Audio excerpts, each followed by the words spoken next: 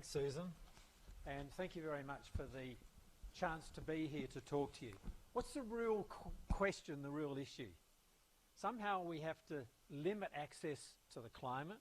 Then having set the limits, the targets, whatever you call it, ultimately we've got to find a way how to share access and then allow people who've got those rights, whatever they are, to use that part of the climate which we can use.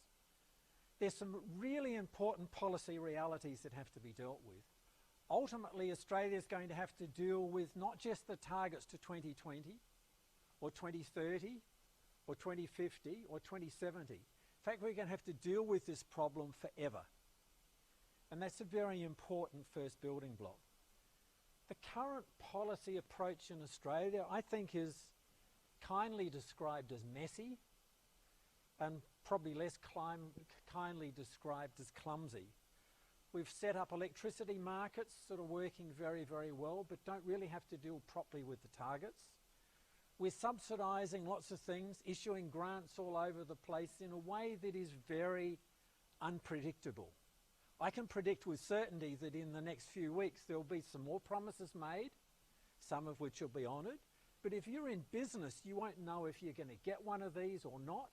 And if in fact the business investment you made last week is going to be the wrong one to have made because government has thrown yet another subsidy into the system. We're setting renewable energy targets.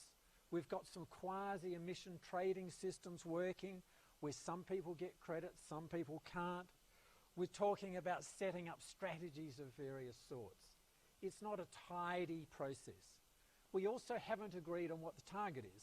We don't have bipartisan support. The Liberal National Party currently talks about achieving between a 25 and 28% reduction.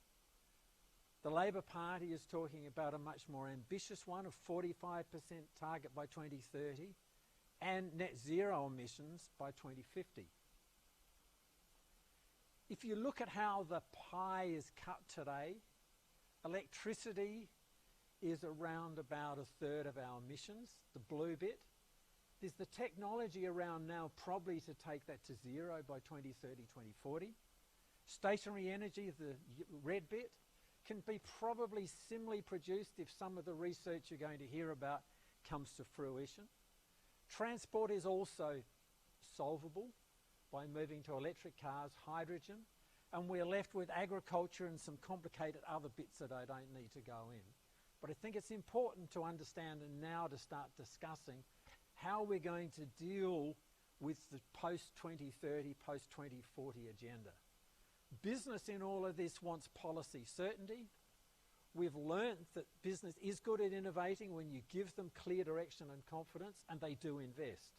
But we're not giving them that opportunity.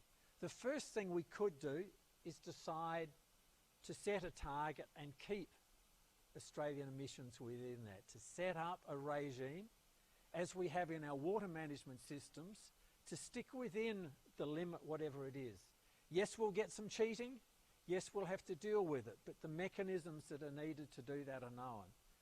Communities and government want revenue out of whatever system we put in place, hence the carbon tax which we tried and abandoned. Governments need money, communities want and need money. They need money so they can put in place arrangements so people perceive they're not going to be worse off. So if you put all this together, what would a global state-of-the-art system look like? The one I want to very quickly float is very similar to some of the water sharing systems we use, minus and learning off the mistakes we've made in getting accounting right and coveraging all issues.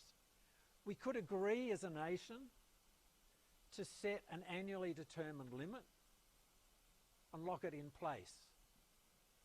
And understand that might need to be varied. If everybody starts going slow and doesn't quite make 2030, we might want to go a bit slower first. If it all looks confident, the whole world could decide to go faster. You need an adaptive framework. You could share access by putting limits in place and issuing, say, 10 shares per person to all of Australia. We could then decide to take 1 or 2% of those shares every year and auction them. and create the revenue streams and distribute that between federal, state and local government. So you've got certainty for industry in terms of the shares, you've got a permit trading system which you can bring in credits, and then you could establish a central share register and make the shares mortgageable so that industry could finance the innovation, as we do in water. And then we could set up a management authority of some sort to manage the interface between the credits, the sharing and accounting systems.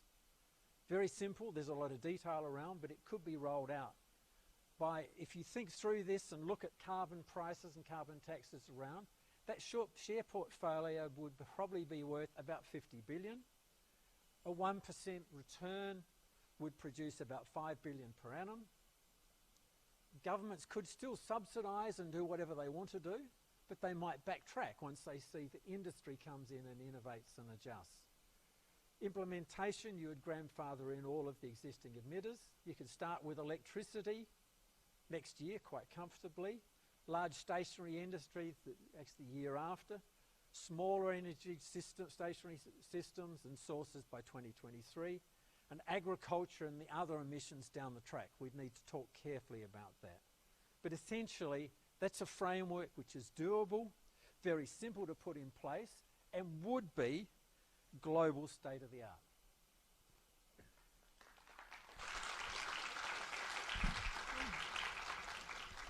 Well, thanks, Mike. Now, the question that you've chosen to answer tonight from the audience is, will Australia be able to reach its climate target without a strong government policy? And if not, what do you see as the bare minimum required to ensure that we reach our targets? Thanks, Susan. I think that the answer is really very simple. We have to agree to set targets and we have to agree to live within it. That's the bare minimum.